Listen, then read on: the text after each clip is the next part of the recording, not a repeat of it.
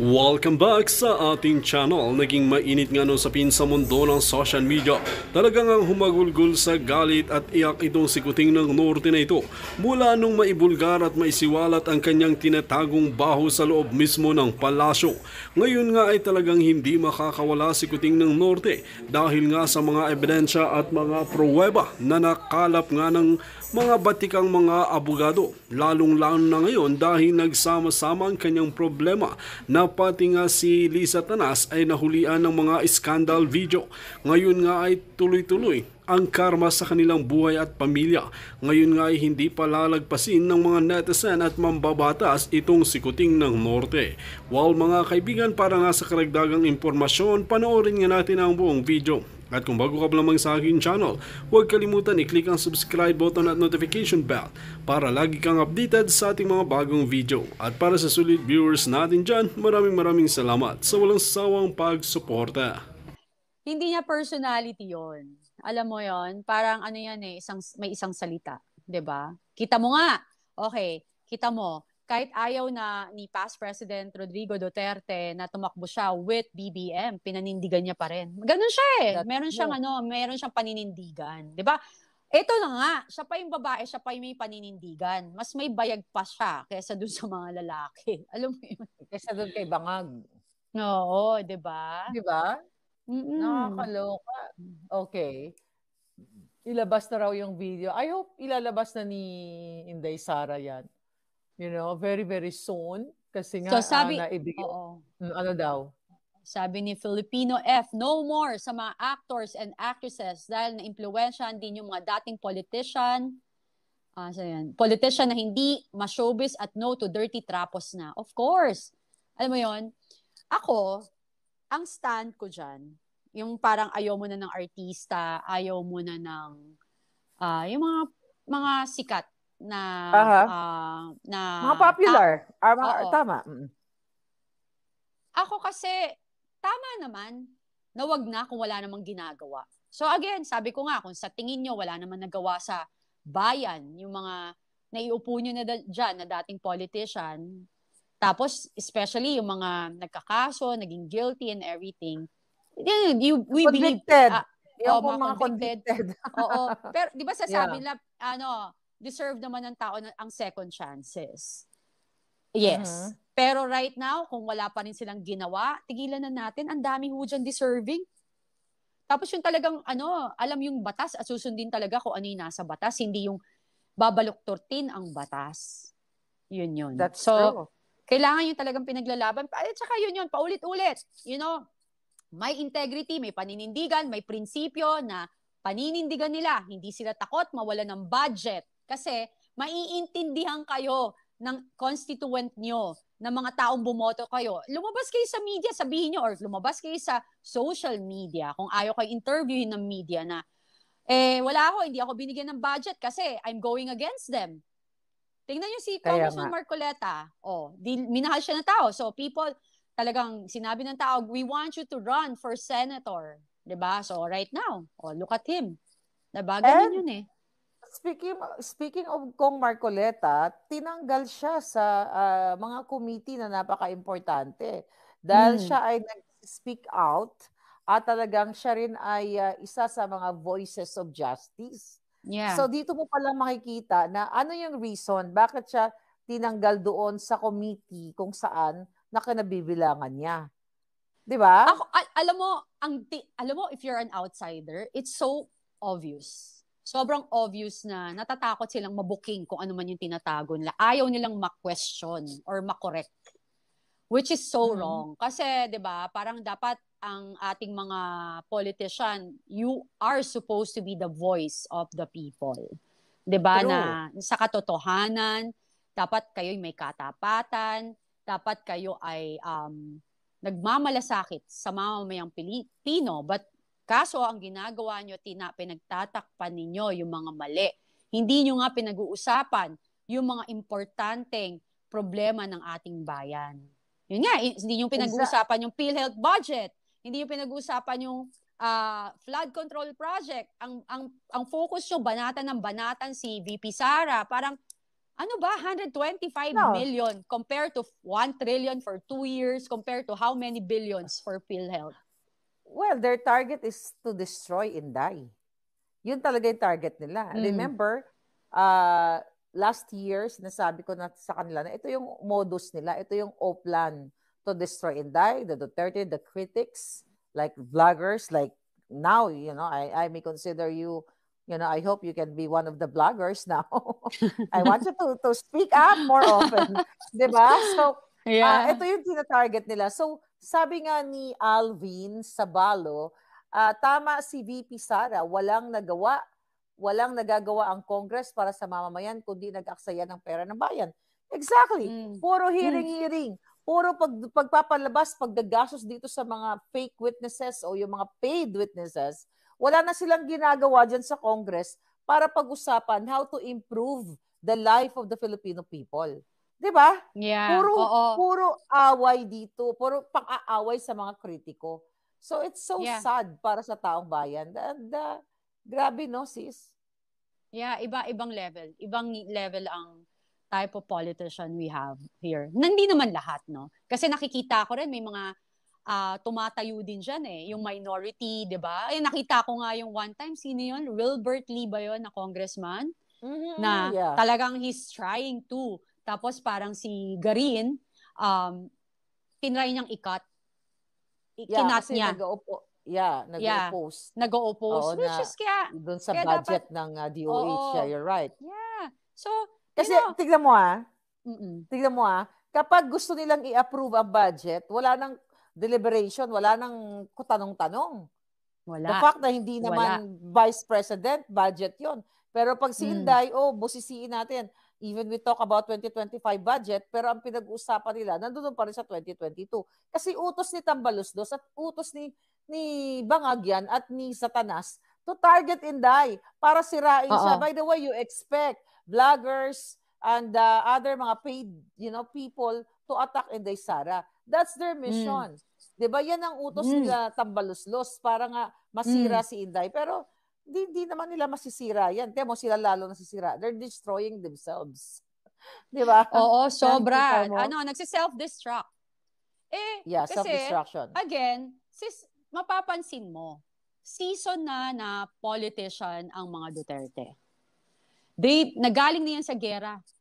Ang Mindanao, nung po si President Rodrigo Duterte, may gera doon, di ba? Yung mga kaliwa 2019, na talagang, di ba? Grabe yun. Grabe yung kinikwento nga sa akin ng ex ko dati. Lahat kailangan may barel, pinapasok daw ang mga bahay, nire-rape ang mga kababaihan.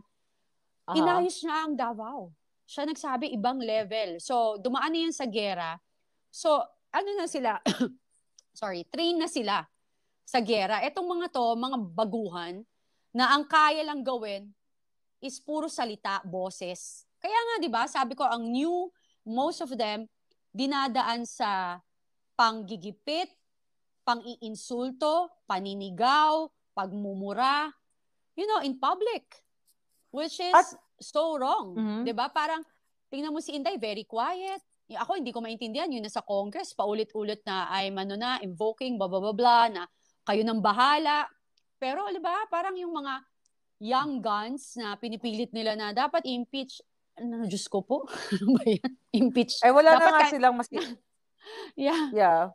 Wala na silang masilip. Kaya utos kasi yan nila ni Satanas para maisakatuparan yung 2028 nila. But sabi nga natin, based sa mga information na natanggap ko, ay hindi na matatapos ni Bangag yung kanyang panunungkulan dahil pwede siyang magurgur, mag-self-destruct siya sa kalalafang ng pulburon or, dun sa ultimate voice of the people. By the way, yung Congress ngayon, at ng panahon ngayon ni Bangag, di ba dapat durugin dahil nadurog na ng mga Duterte, mga kaliwa. Ngayon, they're partners. Di ba? Kaalyado na nila yung mga leftists sa Congress. Yeah. So what do you expect? Kaya marami mga missing na mga kababaihan. Missing persons ngayon, di ba? Opo. Nakikita mo ba yan? Ang dami-dami. Ang daming nawawala. Pero hindi pinag-uusapan sa Congress. Hindi rin pinag-uusapan sa media. So, parang ang daming bata nawawala, ang daming kababaihan nawawala. Alam mo yon. So, Nakakalungkot. Kasi nung panahon ni President Duterte, walang ganyan. 'Di ba? Parang you feel safe kasi in a way talagang may political will. Yung political will na tama, hindi political will na will lang, pa-will. Alam mo Well, yun? ayun, meron naman silang political pulburon will. Di ba? Meron silang pulburon will, di ba? Oo, Di ba? Ako, how I Grabe. wish, like, especially this election, no? Tauhan yung mga nandyan, manindigan kayo, na again and again, sabi nga ni aking sister Maharlika, kakatayin niya yung iba. Ako naman, sana magkaroon kayo ng magising kayo inuwi. Dapat may power tayo, ha? I just wanna correct you, ha? Pag binigyan tayo ng magic power, wand, exactly. power. Ikaw, papalitan mo yung puso nila. Correct. Alam diba, mo, dapat... gugurgurin ko lahat, sis. Oo, alam ko. Papalitan mo. Yung power mo, gurgur, das palit na mga mabubuti. Ganon, di ba? I know. Sabi ni Jovic, basahin si Jovic. Nawala na si Jovic. Melvin Lacandanom, how are you, Palangga? Okay. Anti kang binatulad ng dulot ng Karina. You're talking about the Duterte's time, ano? Asa na si Jovic? Marlica, pwede ka ba magpasimula na expose ang flood control project ng bawat congressman?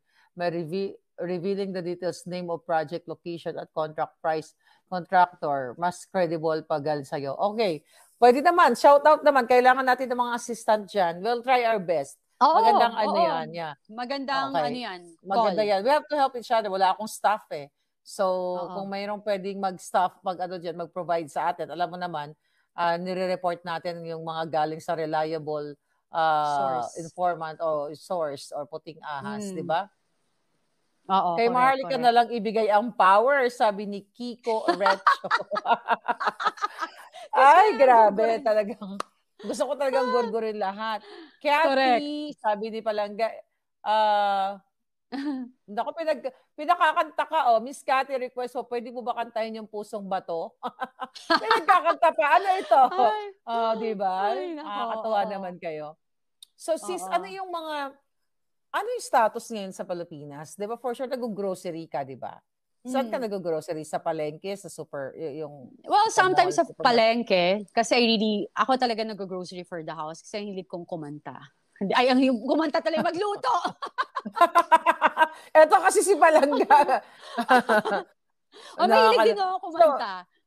Kamusta yung mga ng tao, yung feedback pag nasa palengke ka o nasa grocery store?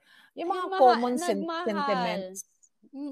Well, actually, I'm planning to parang pag namalengke ako, mag-i-interview ako. May plano akong ganon. Tapos isi-send ko sa'yo. Ay, parang palengke tayo, survey. Why not? Naku, diba? Napakaganda naman ng palengke survey. Alam mo, ginagawa ko dahil. Maybe we have to go back sa ating palengke. May mga volunteers tayo na ginagawa yung palengke survey. Sige, let's do that sa mga susunod para i-share natin dito. Totoo yan nagmahal. Ang kuryente, ang mahal.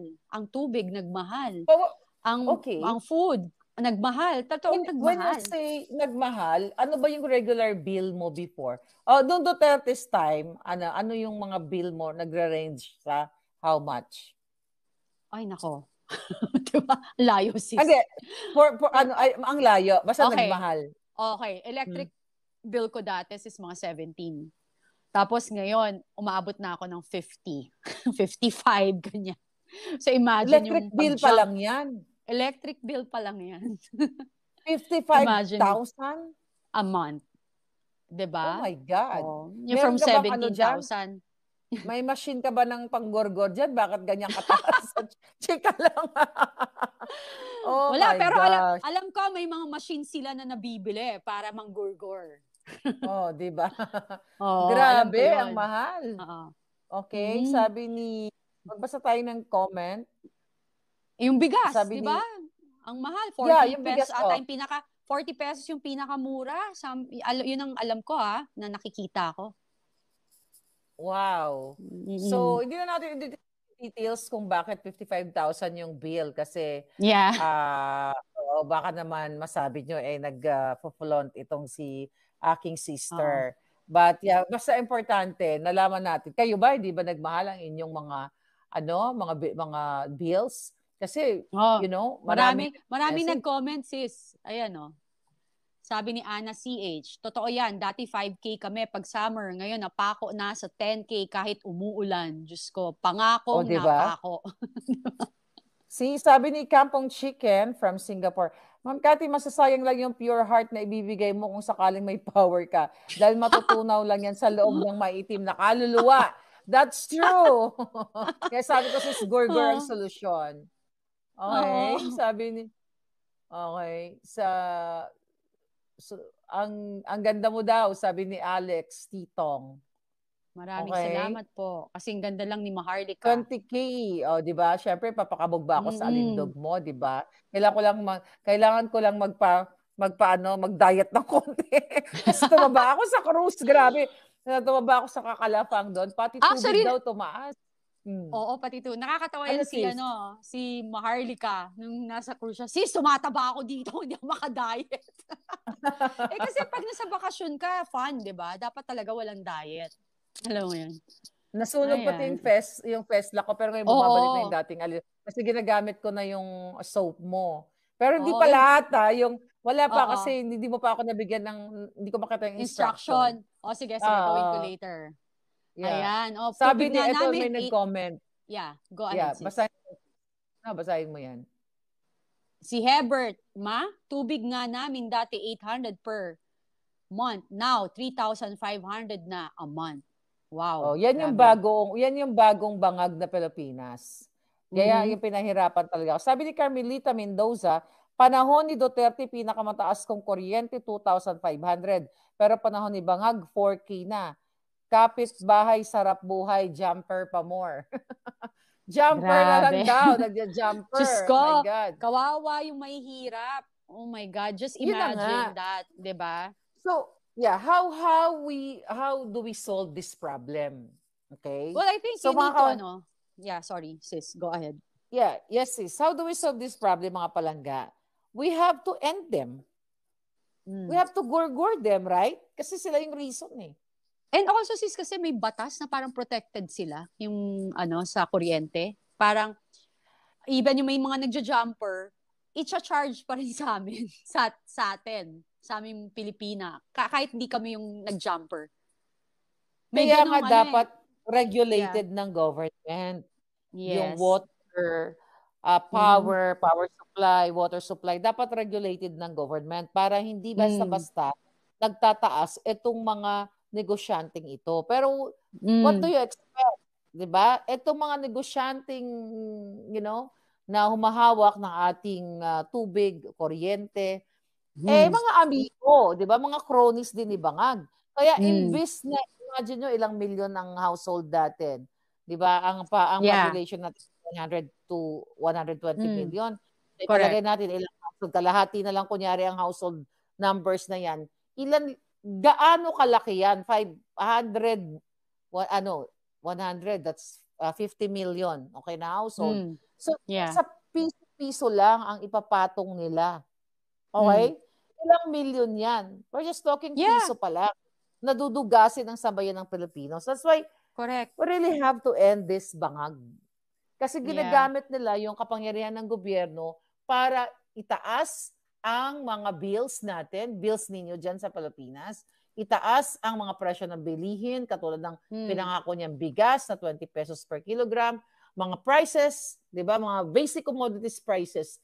Ang dami, ang yaman na nila. Maliban sa ninanakaw nila ang budget ng bayan, dyan pa lang sa pagmamark up nila ng mga bilihin because of the smuggling business nila, oh my God, kawawa talaga ang taong bayan. So, I don't think na yung power na ibibigay sa iyo, kung meron mang bibigay sa atin, ipapalitan mo sila ng pure heart. I think gurgur is the ultimate solution. Yes, pati daw toll fees is tumaas. Oo, totoo. Well, kaya nga, di ba, even naman sa totoo lang, sis, sa Bible naman nandiyan si Saint Michael Archangel. Paulit-ulit ko rin sinasabi yan. Di ba, Saint Michael Archangel, kasi siya talagang gumugurgur sa mga demonyo. So, pag nakita pa lang niya, kahit malayo pa lang, anino pa lang, ginugurgur niya na. So, ikaw yun. Alam mo Yeah, I yun? wish no ako yon. Ay nako, I Yeah. can't wait. Ano, I can't wait dyan Mhm. sa power na yan. Well, again and Sabi ni, again, yeah. go ahead sis. Again and again, sis, ano siya eh, sabi nga natin, syempre, negosyante sila, bawal malugi. So, they're protecting their personal interest din kasi para manatiling negosyo nilang buhay. Kaso naman, sana lang na maging ano naman sila fair. 'Di ba? Kasi maraming tayong mahihirap na tao. Sa akin, ganito. Kung pwede, pag mahirap, iba presyo. May ganon. May Ah, pang mahirap na presyo. Pero hirap din eh, no? no, no, I-monitor. that's not Fair. possible kasi ano yan, hindi yan fair. Ang pinakamaganda Oo. siguro talaga, hindi, ang pinakamaganda dyan talaga, bigyan ng opportunities yung mga tao to get the job. 'Di ba? Yeah. And yung abot kaya ng mga mahihirap na bilihin kasi nga you cannot do that. Pero again, talagang Yeah. kawawa yung mga mahihirap dahil kasi mga mayayaman naman kahit itaas mo yung presyo, hindi sila maapektuhan eh. Because they have O, money. hindi nila nararamdaman. Hindi nila So nararamdaman. Yung mga itataas, kuryente, hindi naman nila nararamdaman. yung itataas yung presyo ng mga basic commodities, 'di ba? Talagang mahihirap ang maapektuhan. Whereas kapag binaba ang presyo ng mga 'yan, ang makikinabang mahihirap at pareho ng mga mayayaman. So that's Yeah. fair enough. Kaso lang, sa panahon ni Bangang, hindi yan mangyayari kasi they don't care. Wala silang empathy sa taong bayan. The only care Wala. they have is for themselves para nga magnakaw, para nga mag-transport ng mga pera, magbenta ng mga ginto. Ayan, speaking of Oh my ginto gosh. natin, 'di ba? Ay, nako. Diyos ko, Ayan, alam ginto mo, natin, gold reserve natin. oo, hindi ko talaga. Alam mo, kung, 'di ba, nag-aayuda sila. Kung talagang okay ang ating what do you call this? Yung bansa natin with financial, ba't ka nagbenta ng ginto? May nag-comment dyan na isang vlogger eh. Hindi ko siya nakalimutan ko yung pangalan niya. Anyway, so basta, hindi ko na siya papangalanan, sayang naman, baka mapansin, charot. Hindi. Okay, ano sabi ng hitad? Yung parang sabi, hindi niya maintindihan ba't nagre-react yung mga tao na nagbenta tayo ng ginto. Yung mga nag-explain na hindi nyo ba alam na strategic yan? Kasi tumaas ang presyo ng ginto, tapos kailangan nating magbenta para magkaroon tayo ng extra financial support. Hindi po bumababa masyado ang ginto. Tumataas po yan. That's true. Ginagastusan natin yan pag sobrang emergency. And for us to sell that much, it means may problema po ang ating bayan. Yun. Yeah. Ganun ang aking stand. Hindi, tsaka hindi nila ma-explain kung saan napunta yung pera na pinagbentahan o hindi nila maipaliwanag. Tama ka dun eh, na parang ayuda sila ng ayuda, kulang pala tayo sa pera, ba't kayo ayuda ng ayuda? Exactly. Well, we all know Oo. na yung ayuda na yan, hindi naman talaga napupunta yan sa taong bayan. Sabi ko nga, baka 10% lang ang napupunta sa taong bayan, ang 90% nasa kanila. And pwede rin ang ginto na pinagbentahan, shot sa kanilang mga offshore accounts. Correct. Ayun nga, may nag-comment nga dito, sabi ni Nodge Fernan, hindi lang naman yun basta ginto, kung hindi reserve siya sa Banco for our peso money. Exactly. Kasi, para maprotektahan natin yung ating, yung value ng pera natin. 'Di ba? Yun. Yeah. So magbasa ka muna ng comment dyan, sis. Oo. Sabi ni Danilo, hindi rin sinabi kung paano gugugulin yung pinagbentahan. Tama. Ay, iba, sabi ni Susana, ang tanong, saan napunta? Diba? That's true. Diba? Inflation rate na daw, 2.8%. Diba? Nakakaloka. Ako nga, sana nung pinagbentahan nyo, pinabigay nyo na lang yung pera sa tao. Total, nag-aayuda kayo. They're not gonna do that. Once na bangag nga yung, ang namumuno, hindi nga nila maipaliwanag. Ano ba naging impact nitong ano yung dahilan kung bakit kailangan ibenta ang ating mga ginto? Sabi nila Bangag noon, actually 2017 sinabi ni Pangulong Duterte na ibabalik daw nila yung mga nakaw nilang yaman. So, bakit instead na ibalik nila nagnanakaw sila at nagbebenta ng mga gold reserves. 'Di ba? Correct. Yeah, yun na nga. 'Di ba? Parang, yun nga ang yung style kasi nila in a way, parang old school politician, na nakalimutan nila may social media na people can speak out, and speak out. Na nakikita na ng tao, yung kalang feeling nila pag mahirap ka, bobo ka, or wala kang alam. Yeah. But they don't, little they know na talaga, na ang mahirap, yan pa yung pag may nalalaman, mas matapang. You know? Kaya pag yan, natauhan or nalaman yung mga bagay-bagay, yan yung unang, kaya sila yung nasa rally, kahit walang pagkain. Kasi sila yung super affected. That's why ngayon pumunta ako dun sa maisog na rally. Nakita ko talaga, sis. Ibang level, maiiyak ka. Alam mo, maiiyak ka talaga. At least na-experience mo, nakita mo yung mga tao. Kaya nga sabi ni Eddie Tago, magmarcha na. Ayan, sabi naman ni Crisanto Rizada, 4 na hakbang maisog women. Okay? Sara, Doc Badoy, Maharlika, Miss Cathy, tumakbo na ba tayo? Tumakbo na tayo. Ako tatakbo talaga ako para, pag nagkaroon ako ng power, para gurgurin ang lahat ng kawatan sa bahay. Ay, nako. Hindi ako pwedeng tumakbo. Masistress yung mga politician. Kasi, ka-transparent ako. Pag binigyan ako ng budget, iisa-isayin ko saan pumunta. May resibo. Kasi ayoko yung ginagawa nila ngayon na, yung resibo.